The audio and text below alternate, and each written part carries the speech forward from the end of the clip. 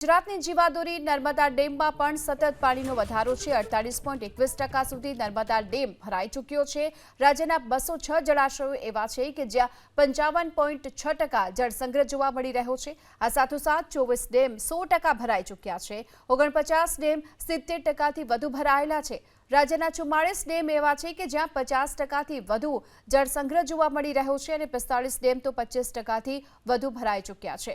સતત વરસાદને લઈને હાલ રાજ્યમાં ડેમની સ્થિતિમાં પણ વાત કરવામાં આવે તો 206 ડેમો એવા છે કે જ્યાં હાલ સતત ભરાઈ ચૂક્યા છે 55.6% જેટલા અને 24 ડેમ 100% સુધી ભરાઈ ચૂક્યા છે।